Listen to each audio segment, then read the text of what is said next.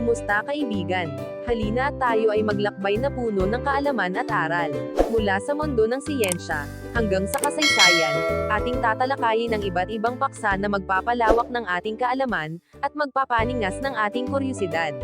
Kaya kung handa na kayong matuto, mag-relax at mag-enjoy lamang tayo. Tara, at atin ang simulan. Sama-sama tayong mag-explore, at matuto sa ating bagong talakayan. Ang United Nations, isang pag-asa para sa pandaigdigang kapayapaan at kooperasyon. Isipin mo na lamang, ang dalawang malaking digmaang pandaigdig, ang tumagos sa kasaysayan ng mundo, nagdulot ng hindi mabilang na pagkamatay, pagkasira ng mga lungsod, at pagkakahati ng mga bansa. Pagkatapos ng ikalawang digmaang pandaigdig noong 1945, ang mga pinuno ng mundo ay nagkasundo, na hindi na maaaring ulitin pa ang ganitong kalupitan. Kailangan ng isang pandaigdigang institusyon, na magsisilbing tahanan ng diplomasya, pagtutulungan, at pagkakaisa, at mula sa ganitong pangangailangan, isinilang ang United Nations. Ang kasaysayan ng United Nations, mula sa digma, hanggang sa pag-asa ng pandaigdig. Ang United Nations, ay hindi lamang isang organisasyon na biglang lumitaw sa mundo. Ito ay isang produkto ng matinding pag-iisip, pagdurusa, at pangako ng mga bansa, na huwag nang ulitin ang mga pagkakamali ng nakaraan. Ang kasaysayan nito ay puno ng mga kwento ng pagtutulungan, pagkakaiba-iba, at patuloy na pagtatrabaho, para makamit ang isang mas mapayapa, at makatarungang mundo. Kailan, at bakit ito nabuo? Bago pa man mabuo ang United Nations, mayroon ng isang pagsisikap, na lumikha ng pandaigdigang organisasyon, para pigilan ang digmaan. Ang League of Nations, na itinatag noong 1919, pagkatapos ng unang digmaang pandaigdig. Ngunit dahil sa kakulangan ng suporta mula sa ilang malalaking bansa, at kakayahan nitong ipatupad ang mga desisyon, nabigo ito na pigilan ang pagsisimula ng ikalawang digmaang pandaigdig noong 1939. Ang digmaang iyon, ay nagdulot ng hindi pa nagagawang kalupitan sa kasaysayan ng tao, kung saan mahigit 60 milyong tao ang namatay, kabilang ang mga sibilyan, at maraming bansa ang nawasak. Pagkatapos ng digmaan, ang mga pinuno ng mga nanalo sa digmaan, na kilala bilang Big Four, na binubuo ng Estados Unidos, Soviet Union, United Kingdom, at China, ay nagkasundo na kailangan ng isang mas malawak at inklusibong organisasyon, na makakapigil sa mga karagdagang digmaan, at magtaguyod ng pagtutulungan sa pagitan ng mga bansa. Noong 1941, pinagsama-sama na ng mga bansa ang kanilang puwersa sa ilalim ng Atlantic Charter, isang kasunduan na naglalaman ng mga prinsipyong batay sa demokrasya, kalayaan, at pantay na karapatan ng lahat ng bansa. Mula sa ideyang ito, unti-unting nabuo ang plano para sa pagtatatag ng isang bagong pandaigdigang organisasyon, na magiging mas epektibo, kaysa sa League of Nations. Ang opisyal na pagtatatag ng United Nations ay nagsimula noong ika-24 ng Oktubre taong 1945, nang ang karamihan sa mga unang kasapi, ay nagratipika na ng kanyang saligang batas. Ang petsang ito ay ipinagdiriwang tuwing taon, bilang araw ng United Nations sa buong mundo. Ang paglagda ng saligang batas, sa San Francisco. Ang pundasyon ng United Nations, ay ang Charter ng United Nations, na nilagdaan noong ika-26 ng Hunyo taong 1945, sa San Francisco, California, sa Estados Unidos. Ang pagpupulong sa San Francisco ay dinaluhan ng mga kinatawan mula sa 50 bansa, na nagtrabaho ng mahabang panahon, para buuin ang mga probisyon ng Charter. Ang paglagda ng Charter, ay nagsilbing simbolo ng pagkakaisa ng mga bansa, pagkatapos ng digmaan. Matapos ang paglagda, kailangang aprubahan ito ng mga lehislatibong katawan ng bawat kasaping bansa para maging opisyal.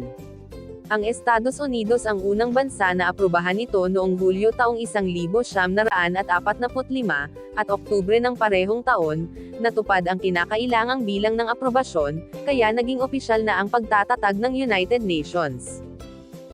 Mga unang kasapi ng United Nations. Mayroong 51 na unang kasapi ang United Nations noong ito ay itinatag.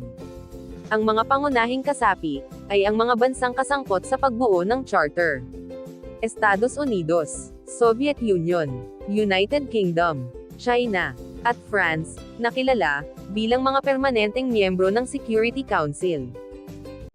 Ang iba pang mga unang kasapi ay kabilang ang Albania, Argentina, Australia, Belgium, Bolivia, Brazil, Belarus, Canada, Chile, Colombia, Costa Rica, Cuba, Czechoslovakia, Denmark, Dominican Republic, Ecuador, Egypt, El Salvador, Ethiopia, Greece, Guatemala, Haiti, Honduras, India, Iran, Iraq, Lebanon, Liberia, Luxembourg, Mexico, Netherlands, New Zealand, Nicaragua, Norway, Panama, Paraguay, Peru, Philippines, Poland, Saudi Arabia, South Africa, Syria, Turkey, Ukraine, Uruguay, at Venezuela.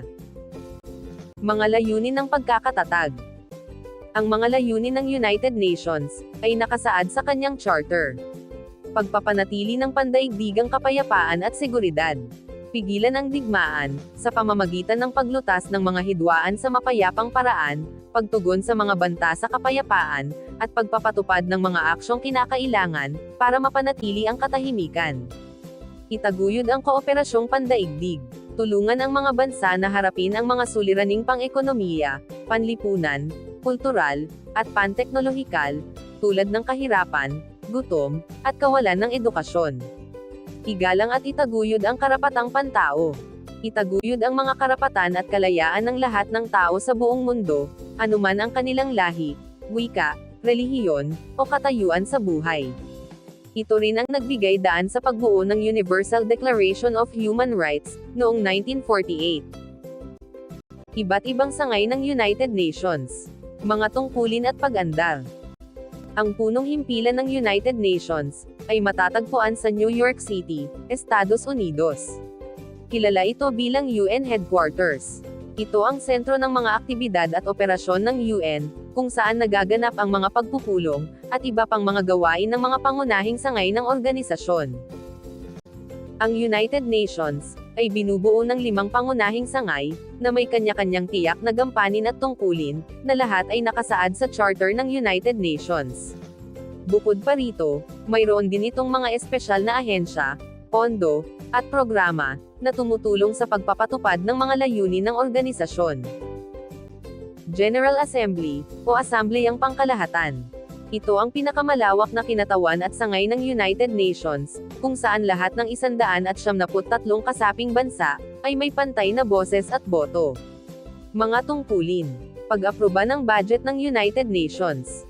Pagpili ng mga miyembro ng ibang sangay. Pagpapasya sa mga isyu, tungkol sa pandaigdigang kapayapaan at seguridad. Pagtataguyod ng pagpapaunlad, at karapatang pantao. Paggawa ng resolusyon, tungkol sa mga pandaigdigang suliranin.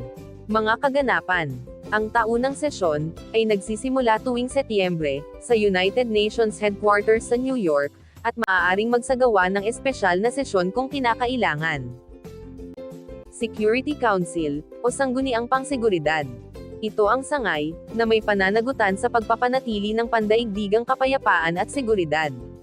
Mga miyembro. May 15 miyembro. 5 permanenteng miyembro, na may kapangyarihang veto, at 10 di-permanenteng miyembro, na pinipili ng General Assembly para sa 2 taong termino. Mga tungkulin. Paglutas ng hidwaan sa pagitan ng mga bansa. Pagpapadala ng mga operasyong pangkapayapaan. Pagpapataw ng mga parusa, sa mga bansang lumalabag sa mga resolusyon ng UN. Pagbibigay ng payo, sa pagpili ng kalihim pangkalahatan. Economic and Social Council, o Sangguniang Pang-ekonomiya at Panlipunan. Ito ang sangay, na nangangasiwa sa mga gawain ng United Nations tungkol sa pagpapaunlad ng pang-ekonomiya, panlipunan, kultural, at panteknolohikal.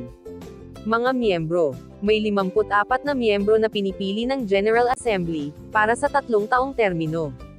Mga tungkulin. Pagpaplano at pagpapatupad ng mga programa, para sa pagbawas ng kahirapan. Pagtataguyod ng pagkakapantay-pantay ng kasarian. Pagharap sa pagbabago ng klima. Pakikipagtulungan sa mga bansa, sa larangan ng edukasyon, kalusugan, at iba pang larangan ng pagpapaunlad. International Court of Justice, o Hukuman ng Katarungang Pandaigdig. Ito ang pangunahing katawan ng hustisya ng United Nations, na kilala bilang World Court. Ito ay matatagpuan sa The Hague, Netherlands. Mga miyembro. May 15 hukom na pinipili ng General Assembly at Security Council, para sa 9 na taong termino. Mga tungkulin. Paglutas ng mga hidwaan, sa pagitan ng mga bansa, batay sa internasyonal na batas. Pagbibigay ng payo sa mga legal na tanong sa mga sangay ng UN, at mga kasapi nito. Pagtataguyod ng pagpapaunlad ng internasyonal na batas. Secretariat, o pangkalahatang kalihim. Ito ang sangay na nangangasiwa sa pang-araw-araw na gawain ng UN, kabilang ang pagpapatupad ng mga desisyon ng ibang sangay. Pinuno. Ang pangkalahatang kalihim, ay pinipili ng General Assembly, sa payo ng Security Council, para sa 5 taong termino. Mga tungkulin. Pagbibigay ng serbisyo sa lahat ng sangay ng UN. Pagpapahatid ng ulat at impormasyon. Pagpaplano ng programa. Pagpapatakbo ng mga operasyon ng UN sa buong mundo. Pagtataguyod ng mga layunin ng organisasyon. Mga karagdagang ahensya, pondo, at programa. Bukod sa 5 pangunahing sangay, mayroon ding maraming espesyal na unit ang UN, na may tiyak na gawain. United Nations Children's Fund, o UNICEF. Ito ay isang pandaigdigang organisasyon, na layuning itaguyod at protektahan ang karapatan ng mga bata sa buong mundo, lalo na ang mga nangangailangan ng espesyal na proteksyon at tulong. World Health Organization, o WHO. Ito ay isang pandaigdigang organisasyon ng mga bansa na nagkakaisa, na nangangasiwa sa mga banta ng sakit sa pandaigdigang pampublikong pangkalusugan. World Food Program, o WFP. Ito ay ang sangay ng United Nations, na responsable sa mga tulong na may kinalaman sa pagkain, at ang pinakamalaking samahang makatao sa buong mundo. United Nations High Commissioner for Refugees, o UNHCR. Ito ay isang ahensya, na tumutulong at nagpoprotekta sa mga taong tumakas sa digmaan at pag-uusig, gaya ng mga refugee, stateless people, at displaced communities, sa pamamagitan ng pagbibigay tulong, proteksyon, at solusyon, tulad ng resettlement, o pagbabalik sa sariling bansa. United Nations Development Program, o UNDP. Gumagana ang UNDP sa halos 170 mga bansa at teritoryo, na tumutulong na makamit ang pagpuksa ng kahirapan, at ang pagbabawas ng mga hindi pagkakapantay-pantay at pagbubukod. Food and Agriculture Organization, o FAO. Ito ay isang dalubhasang ahensya ng United Nations, na humantong sa mga pandaigdigang pagsusumikap, upang talunin ang kagutuman, at pagbutihin ang nutrisyon at seguridad sa pagkain. Ang Pilipinas bilang kasapi ng United Nations. Mga yugto, papel, at mga benepisyo. Kailan naging kasapi? Ang Pilipinas ay isa sa 51 orihinal na miyembro ng United Nations. Pumirma ito ng Charter ng United Nations noong ika-26 ng Hunyo taong 1945, at opisyal na naging kasapi, matapos itong ratipikahin noong ika-11 ng Oktubre taong 1945. Bago pa ito, noong ika-10 ng Hunyo taong 1942, ang Pilipinas ay isa rin sa mga naglagda ng Deklarasyon ng United Nations, ang unang dokumentong nagpangalan sa organisasyon, at nagtakda ng landas para sa pagtatatag nito. Papel ng Pilipinas sa United Nations. Misyon para sa kapayapaan. Mula 1963, nagpadala na ang Pilipinas ng mahigit 14,000 tropa at tauhan, sa 21 misyon ng United Nations para sa kapayapaan, sa iba't ibang bahagi ng mundo. Ito rin ay aktibong sumusuporta sa mga resolusyon ng Konseho ng Seguridad, at nangangailangan ng pagpapalakas ng pondong pagtatayo ng kapayapaan. Pagtataguyod ng pagpapaunlad. Itinuturing na isang pangunahing tagapagtaguyod ang Pilipinas, para sa tibay laban sa pagbabago ng klima, at pagbabawas ng panganib ng sakuna. Nag-ambag ito sa pagbuo ng Balangkas ng Senday noong 2015, at sumusuporta sa mga pandaigdigang kasunduan, tungkol sa paglipat ng tao at mga refugees. Pagsali sa mga pangkat ng pagpapasya.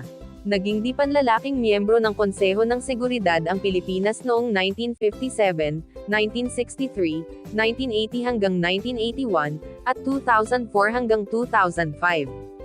Kasalukuyan itong nangangampanya para sa reforma ng organisasyon, para gawing mas inklusibo ang mga prosesong pampulitika. Pagprotekta ng karapatang pantao. Sumusunod ang Pilipinas sa mga internasyonal na kasunduan, tungkol sa karapatang pantao, at nakikipagtulungan sa UN, para protektahan ang mga manggagawang migrante, at labanan ang iligal na kalakalan ng droga. Bagamat may mga alalahanin na binanggit ang UN tungkol sa ilang isyu, patuloy na nagsisikap ang bansa na ayusin ang mga ito. Benepisyo ng pagiging kasapi. Tulong sa pagpapaunlad. Mayroong 29 na entidad ng UN na nagpapatakbo sa Pilipinas, na nagbibigay ng patnubay sa patakaran, teknikal na tulong, at suporta para sa mga layunin, para sa sustainable development. Nakatuon ito sa pagbabawas ng kahirapan, pagkakapantay-pantay ng kasarian, at pagpapabuti ng ekonomiya. Suportang humanitaryo. Tuwing may kalamidad tulad ng bagyo o lindol, nagbibigay ang UN ng pagkain, tubig, tirahan, at pangangalagang pangkalusugan sa mga nasalanta. Tumutulong din ito sa paghahanda, at pagbabawas ng panganib ng sakuna. Internasyonal na paglahok. Nagbibigay daan sa Pilipinas ang UN, na ipahayag ang mga interes nito sa pandaigdigang antas, at makipagtulungan sa ibang bansa, para malutas ang mga problema, tulad ng pagbabago ng klima at kahirapan. Pagprotekta ng batas internasyonal. Binibigyang lakas ng pagiging kasapi ang Pilipinas, na ipaglaban ang kanyang soberanya at karapatan, ayon sa internasyonal na batas, tulad ng sa usapin ng Timog Dagat China. Pagiging kasapi ng Pilipinas sa United Nations. Mga positibong implikasyon at hamon. Mga positibong implikasyon. Pampulitikang benepisyo. Pagkilala sa internasyonal. Ang pagiging kasapi sa United Nations ay nagbigay sa Pilipinas ng lehitimidad at pagkilala bilang isang soberanong bansa sa pandaigdigang entablado. Nagbigay daan ito sa bansa na makipag-ugnayan at makipagtulungan sa ibang mga estado para sa kapayapaan at katarungan. Plataporma para sa mga agenda. Nagbibigay ng pagkakataon sa Pilipinas na ipahayag ang mga interes at agenda nito, tulad ng pagtataguyod ng soberanya sa terorismo at paglaban sa terorismo. Ekonomiko at pagpapaunlad na bentahe. Tulong at suporta. Ang mga ahensya ng United Nations, tulad ng United Nations Development Program at World Food Program, ay nagbigay ng teknikal na tulong, pondo, at patnubay para sa mga proyekto, tulad ng pagbabawas ng kahirapan, pagpapabuti ng infrastruktura, at pagpapaunlad ng agrikultura. Mayroong mahigit 200 proyektong pagpapaunlad na isinasagawa sa bansa, kasama ang UN. Pagkakataong pangkalakalan. Ang pagiging kasapi ay nakatulong sa Pilipinas, na makipag-ugnayan sa mga internasyonal na institusyon at merkado, na nagbukas ng daan para sa mas maraming pagkakataong pangkalakalan at pamumuhunan. Suporta sa oras ng krisis. Tulong sa humanitaryo. Tuwing may kalamidad tulad ng bagyo, lindol, o pandemya, ang UN ay nagbibigay ng agarang tulong ng pagkain, gamot, at tirahan. Noong panahon ng COVID-19, nagbigay ang UN ng suporta para sa pagbili ng bakuna, at pagpapatupad ng mga hakbang laban sa sakit. Pagbabawas ng panganib ng sakuna. Ang mga programa ng UN ay nakatulong sa Pilipinas na mapahusay ang kakayahan sa paghahanda at pagtugon sa kalamidad, na binabawasan ang pinsala sa buhay at ari-arian. Mga hamon ng pagiging kasapi. Pampulitikang hamon. Mga pagkakaiba sa mga patakaran. Minsan, ay nahaharap ang Pilipinas sa pagkakaiba ng pananaw sa mga isyu, tulad ng karapatang pantao, at mga usapin sa teritoryo. Ang ilang resolusyon ng UN, ay hindi palaging umaayon sa mga prioridad ng bansa, na lumilikha ng tensyon sa ilang kasunduan. Kakulangan sa kinatawan. Sa kasalukuyang istruktura ng UN, ang mga malalaking kapangyarihan ay may mas malaking boses sa Konseho ng Seguridad. Ang Pilipinas ay kabilang sa mga bansa, na nangangampanya para sa reforma ng organisasyon, para gawing mas patas at inklusibo ito. Ekonomiko at administrasyong hamon. Mga gastos sa pagiging kasapi. Ang Pilipinas ay kailangang magbayad ng kontribusyon sa budget ng UN, na maaaring makagastos ng pondong maaaring gamitin para sa lokal na pagpapaunlad. Noong 2025, ang kontribusyon ng bansa ay umabot sa humigit kumulang $3.5 milyong. Kakulangan sa pagpapatupad. Minsan ay nahihirapan ang Pilipinas na ipatupad ang mga resolusyon at programa ng UN dahil sa mga limitasyon sa pondo, tauhan, at infrastruktura. Ang ilang proyekto ay hindi nakakamit ng mga layunin nito dahil sa mga problema sa koordinasyon at pagpapaunlad. Mga isyu sa karapatang pantao. Mga alalahanin ng internasyonal. Ang ilang hakbang ng gobyerno ng Pilipinas, tulad ng digmaan laban sa droga, ay nakuha ng pansin ng UN Human Rights Council, na nagdulot ng mga tanong tungkol sa pagsunod sa mga internasyonal na pamantayan. Ito ay lumikha ng tensyon sa ugnayan ng bansa sa ilang bahagi ng UN. Pagkakaiba sa pag-unawa. May pagkakaiba sa pag-unawa sa ilang aspeto ng karapatang pantao, sa pagitan ng Pilipinas at ng ilang internasyonal na grupo, na nagpapahirap sa pagkakaroon ng pagkakaunawaan at kooperasyon. Matapos suriin ang paglahok ng Pilipinas sa United Nations, mula sa kanyang pagiging isa sa mga orihinal na kasapi, hanggang sa mga positibong implikasyon at hamon na dala ng pagiging kasapi, malinaw na ang organisasyon ay may malaking papel sa pandaigdigang komunidad at sa buhay ng mga Pilipino. Hindi maitatatwa na ang UN ay nagbigay ng mahalagang suporta sa bansa, mula sa tulong na humanitarian sa oras ng kalamidad, hanggang sa mga programa para sa pagpapaunlad at pagbabawas ng kahirapan. Ito rin ay naging plataporma para sa Pilipinas, na ipaglaban ang kanyang mga interes, at makipagtulungan sa ibang bansa, para hanapin ang mga pandaigdigang hamon, tulad ng pagbabago ng klima, terorismo, at mga isyu sa karapatang pantao. Gayunpaman, hindi rin may kakaila, na may mga hamong kinakaharap ang organisasyon, at mga kasapi nito. Ang mga isyu tulad ng kakulangan sa representasyon, mga gastos sa pagiging kasapi, at mga pagkakaiba sa mga patakaran, ay patuloy na nangangailangan ng pag-uusap at pagbabago. Mahalaga rin na tiyakin, na ang mga programa ng UN ay epektibong na ipatutupad, at tunay na nakakapagpabago ng buhay ng mga mamamayan. Para sa Pilipinas, ang pagiging kasapi sa UN, ay hindi lamang isang pribilehiyo, kundi isang responsibilidad. Ito ay pagkakataong makilahok sa paghubog ng isang mas mapayapa, makatarungan, at napapanatiling mundo, para sa kasalukuyan at sa susunod na henerasyon. Kailangan ng sama-samang pagsisikap ng gobyerno, mamamayan, at iba pang sektor, para tiyakin, na ang mga benepisyo ng pagiging kasapi ay maabot ng lahat, lalo na ang mga pinakamahihirap na komunidad. Sa huli, ang United Nations ay patuloy na naglalayong isakatuparan ang kanyang pangunahing agenda. Panatilihin ang pandaigdigang kapayapaan at seguridad, isulong ang pag-unlad ng mga bansa, at isagawa ang internasyonal na kooperasyon, para malutas ang mga pandaigdigang problema.